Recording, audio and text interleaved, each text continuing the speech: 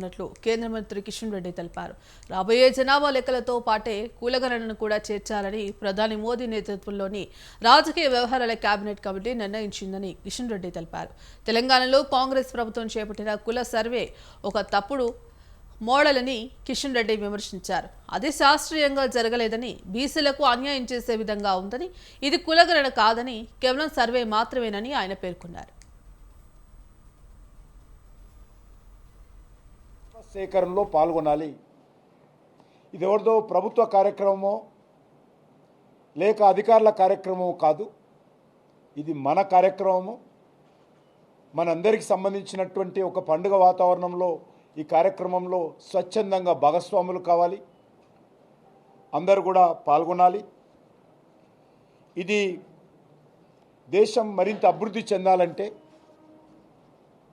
దేశంలో ఒక సమానమైనటువంటి అభివృద్ధి, ఒక సమాంతరమైనటువంటి అభివృద్ధి మన అధికారుల ముందు కార్యాచరణ ప్రణాళిక ఏర్పాటు చేసుకోవడానికి ఈ యొక్క జనాభా సేకరణ ఎంతో ఉపయోగపడతా ఉంది.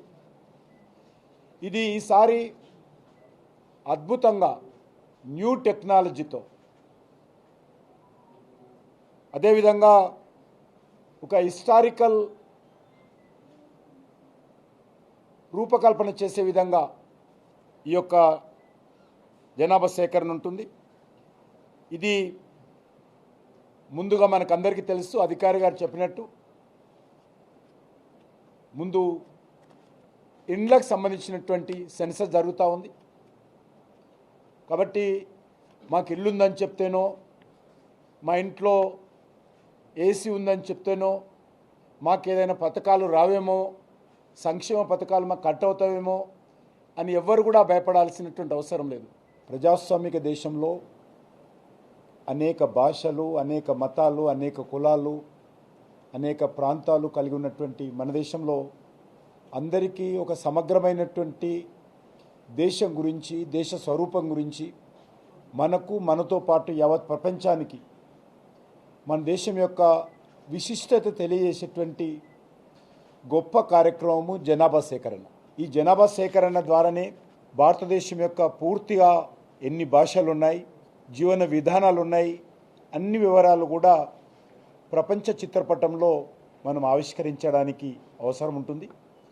అటువంటి గొప్ప అవకాశము మరి జనగణన ద్వారా జరుగుతూ ఉంది.